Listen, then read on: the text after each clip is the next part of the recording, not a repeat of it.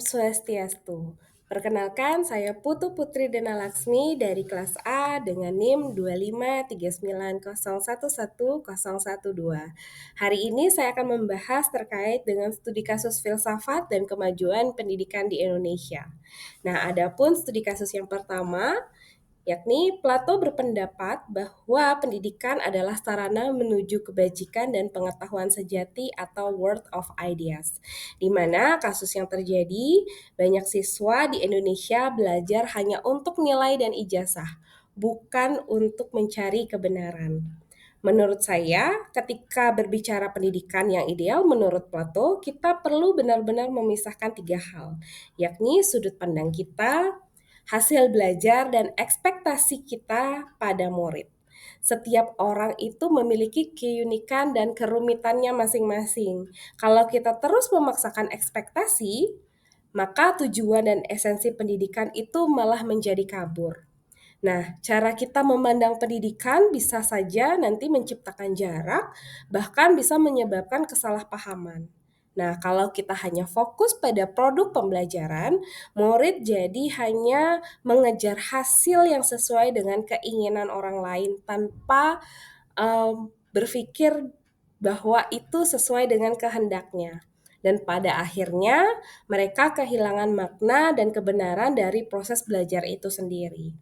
Nah, di sini perlu guru memahami bahwa setiap orang itu punya cara yang bertumbuh yang berbeda-beda. Hasil belajar pun tidak harus selalu sama, tapi nasib juga tidak bisa disamakan begitu saja.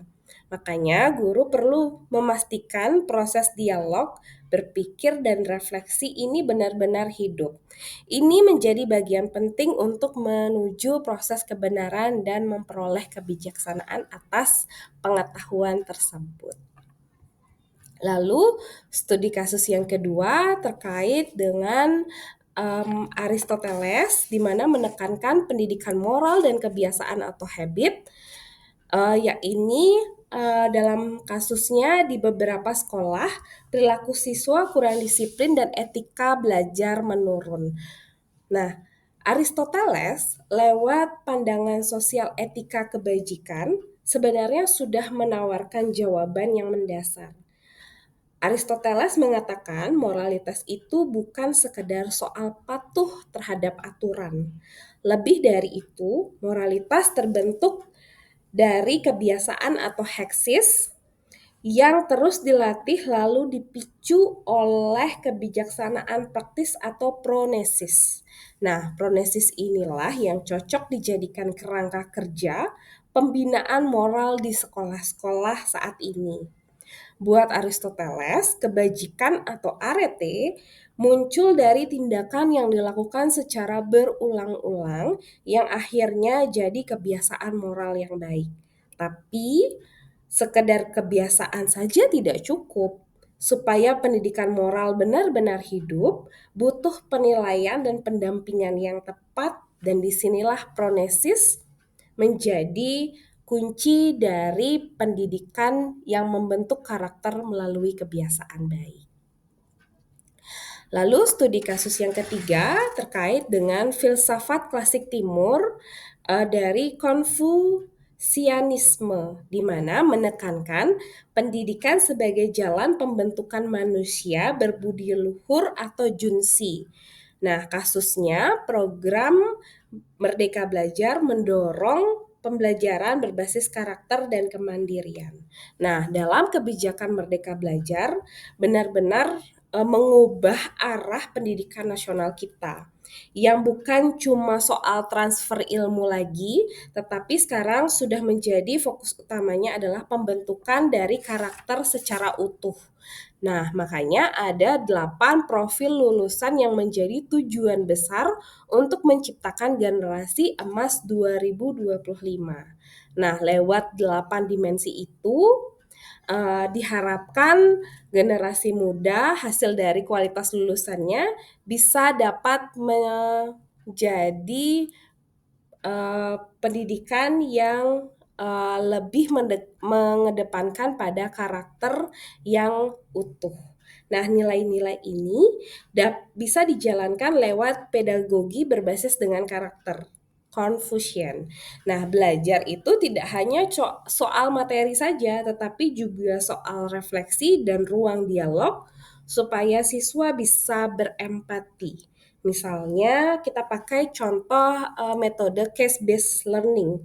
Nah, itu untuk melatih Yi dan Ren lewat kasus etika yang dekat dengan keseharian siswa. Nah, lewat praktek Li juga bisa diperkuat lewat kegiatan sekolah yang mempunyai makna ritual seperti upacara, diskusi kelompok yang terstruktur, atau kebiasaan menyapa dan menghormati. Nah, intinya Konfusianisme ini memberikan solusi filosofi pendidikan yang lebih dalam, jauh melampaui pada kepatuhan formal saja, dengan penekanan pada pengolahan diri, kemanusiaan, dan keteraturan sosial. Nilai-nilai ini bisa menjadi fondasi moral yang kaya dan jelas. Lalu studi kasus yang keempat terkait dengan René Descartes yang mengajarkan rasionalisme dan berpikir kritis, cogito ergo sum, di mana kasus yang terjadi yaitu banyak siswa yang masih belajar secara hafalan tanpa memahami makna dan konsep. Nah, sebenarnya masalah utama di pendidikan Indonesia, terutama dalam pelajaran sains, yaitu sudah menjadi rahasia umum, yaitu siswa masih terjebak pada cara belajar yang cuma mengandalkan hafalan.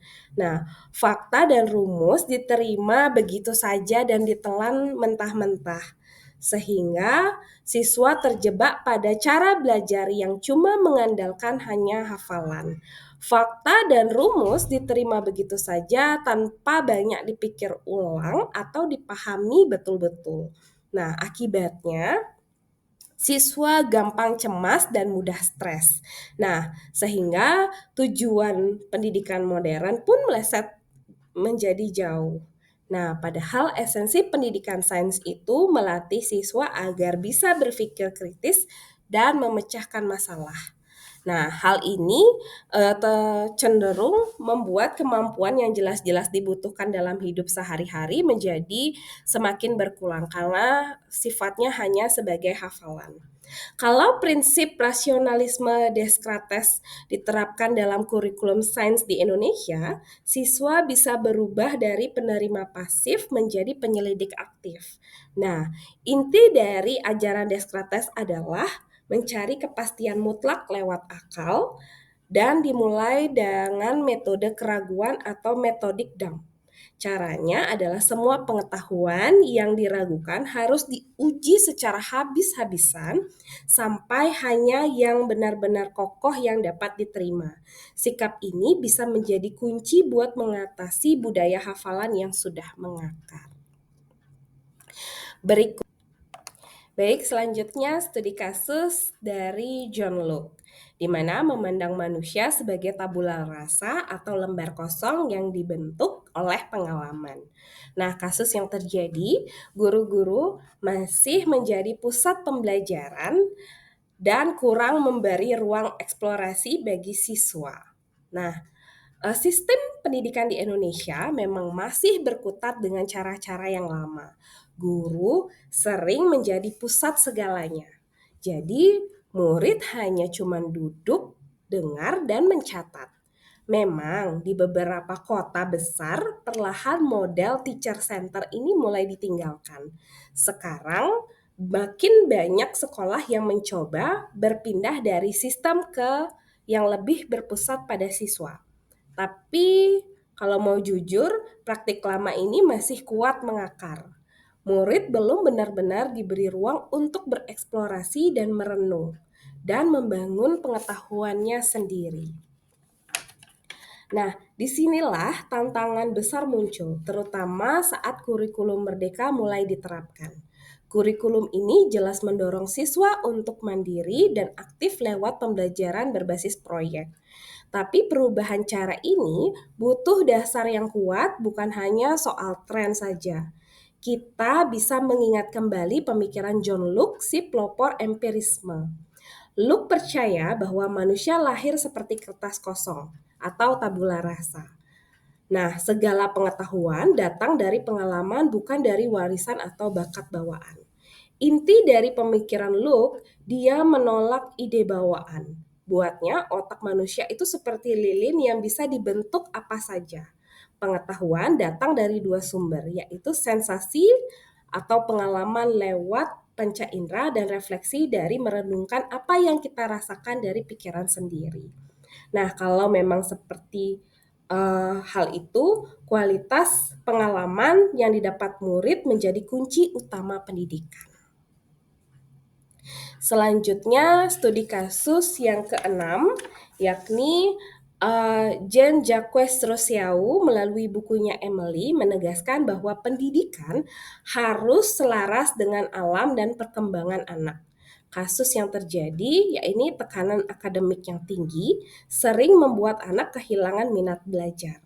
Nah, di tengah krisis motivasi ini, pemikiran Jean-Jacques Rousseau dari bukunya Emily on Education rasanya seperti angin yang segar. Nah, Rousseau percaya bahwa pendidikan harus berjalan seiring dengan alam dan berkembangnya anak tersebut. Prinsip pendidikan alamiah yang dia tawarkan bisa jadi arah baru buat mengembalikan semangat belajar di kelas-kelas terutama di Indonesia. Menurut Rousseau, manusia itu dasarnya baik. Justru masyarakat yang mengotori, jadi pendidikannya kurang ideal. Nah, sehingga perlu proses atau education negatif, bukan berarti membiarkan anak tanpa pendidikan, tapi melindungi mereka dari pengaruh buruk atau intervensi yang terlalu cepat yang bisa menghambat tumbuh kembang alami mereka. Nah, itu studi kasus yang keenam. Lalu studi kasus yang selanjutnya dari Paulo Freire menawarkan solusi yang dia sebut sebagai pendidikan sebagai pembebasan, di mana dalam kasusnya Paulo Freire menentang sistem banking education yang menindas kebebasan berpikir. Nah, kasusnya banyak peserta didik yang masih menjadi penampung informasi, bukan pencipta dari makna. Nah, Freire sebenarnya menawarkan solusi yang dia sebut sebagai pendidikan pembebasan. Bukan lagi guru yang berbicara terus dan siswa hanya cuma mendengarkan. Tapi keduanya adalah setara, sama-sama subjek yang mencari dan menciptakan pengetahuan lewat dialog. Nah, guru berubah peran bukan sebagai pemberi materi tapi fasilitator diskusi. Tugas utamanya adalah menghadirkan masalah atau situasi generatif yang dekat dengan kehidupan siswa lalu mengajak mereka membedahnya bersama. Nah, kalau siswa di Indonesia mulai menganalisis isu-isu kritis dalam dunia sosial seperti korupsi, masalah lingkungan, dan ketidakadilan gender, seperti dengan cara-cara dialog diskusi seperti ini, maka mereka bukan lagi menjadi tugas penghafal, tapi mereka berubah menjadi agen yang paham persoalan dan siap mencari solusi.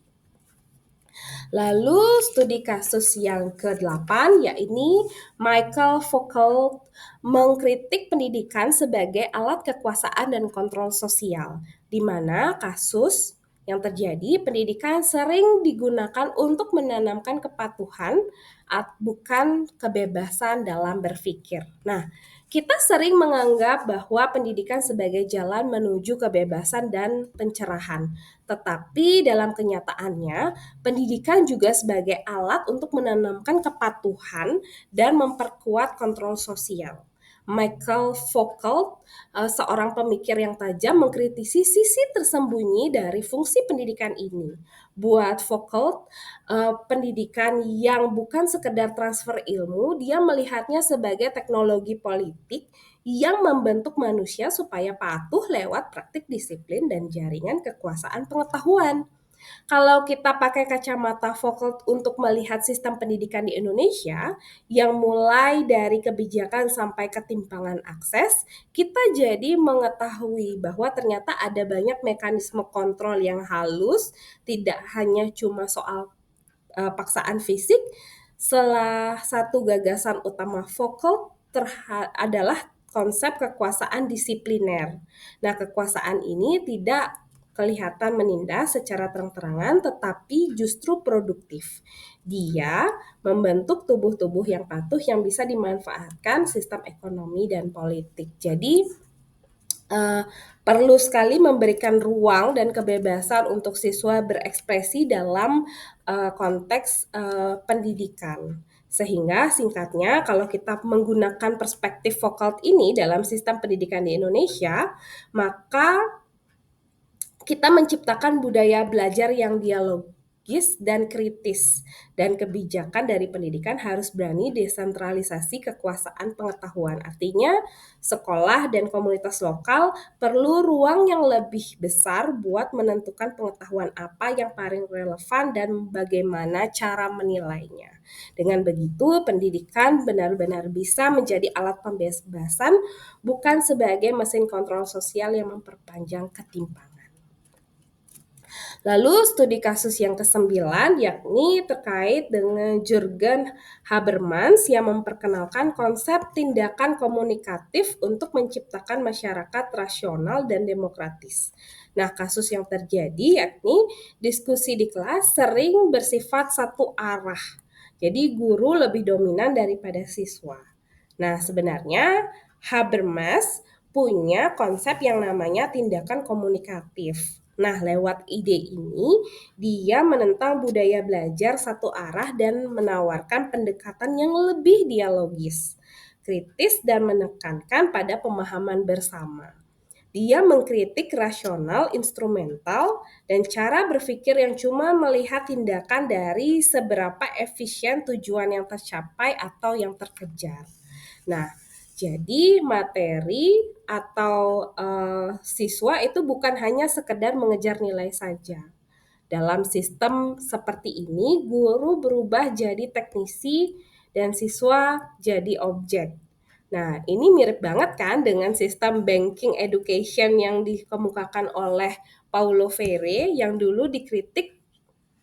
Nah, jadi di sini guru hanya menyampaikan input, sedangkan tugas siswa cuma menghasilkan output yang sesuai dan terkesannya menjadi sangat kaku sekali. Nah, di sini Habermas menyampaikan kondisi ideal di mana dialog bisa menghasilkan konsensus atau pemikiran-pemikiran yang kritis. Ada 4 syarat yang harus dipenuhi setiap peserta dialog. Yang pertama, keterpahaman, yang kedua, kebenaran, yang ketiga, ketulusan, yang keempat adalah kebenaran normatif.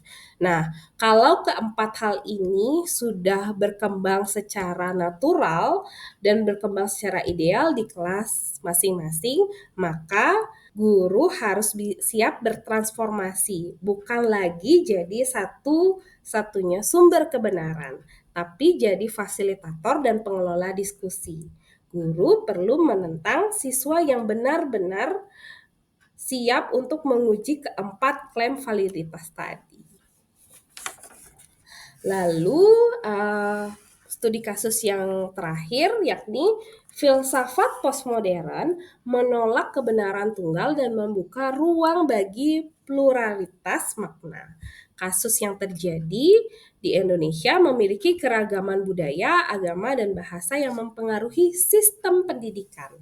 Nah, sejatinya di Indonesia kita mengenal yang namanya semboyan Bhinneka Tunggal Ika yang selalu punya tantangan sendiri soal pendidikan. Bagaimana cara menjaga persatuan nasional tanpa menutup mata terhadap keragaman identitas yang nyata, baik budaya, agama, ataupun juga dengan bahasa. Masalahnya, pendidikan di sini seringkali terlalu fokus pada satu kebenaran saja. Hasilnya, yakni kelompok-kelompok minoritas sering tersisih dan inklusivitas terasa cuma sebatas slogan saja, tidak benar-benar hidup. Nah, postmodernisme datang sebagai angin segar. Filsafat ini menolak gagasan satu kebenaran yang mutlak atau netra narasi dan justru mengakui banyak makna. Ini bukan sekedar teori, tapi tawaran cara berpikir baru yang bisa bikin pendidikan multikultural di Indonesia melompat jauh ke depan. Dari sekedar toleransi pasif ke praktik inklusivitas yang benar-benar dalam secara epistemologis. Nah, kalau diterapkan, gagasan postmodern dapat menjadikan pendidikan multikultural di Indonesia bakal punya dua efek besar. Yang pertama, pluralisme epistemologis dan pengakuan terhadap pengetahuan lokal atau jenis lokal. Di mana inklusivitas itu bukan cuma soal menerima siswa dari latar belakang yang berbeda, tetapi juga menerima cara-cara mereka memahami dunia. Nah, lalu yang kedua juga identitas hibrida dan fluiditas budaya, di mana postmodernisme menolak anggapan bahwa identitas budaya itu kaku dan tidak bisa berubah. Nah, jadi di sini bisa menjadi inkubator dari perkembangan budaya dan sekaligus siswa dapat hidup sebagai identitas hibrida. Jadi bisa jadi eee, anak-anak bisa hidup berdasarkan dengan budaya yang dia pilih dan bisa berkembang menjadi budaya yang baru. Sehingga pendidikan multikultural postmodern harus mendukung eksplorasi identitas yang cair, sehingga setiap orang dapat memberikan warna yang tersendiri dan mewarnai dari budaya itu sendiri. Nah, itu dia tadi terkait dengan jawaban terkait studi kasus dan kemajuan pendidikan di Indonesia. Nah, melalui sintesis pendidikan ini ada proses humanistik dan kritis yang sedang kita bahas. Nah, ini akan mempengaruhi pada pembentukan karakter terhadap pendidikan, yaitu pembentukan critical thinking atau kemampuan berpikir kritis. Nah, lalu juga menyebarkan terkait dengan budaya pendidikan multikultural dalam pembelajaran dan juga menekankan pada konteks pendidikan pedagogi edukasi. Nah, relevansi filsafat pendidikan ini mendorong perubahan di sekolah, mendorong pembentukan karakter siswa, mengembangkan kebebasan berpikir, dan memperkuat inklusivitas dalam pembelajaran dan mendukung kebijakan merdeka belajar. Demikian pembahasan studi kasus terkait dengan filsafat pendidikan. Saya tutup dengan Parama Santi. Om Santi Santi Santi Om.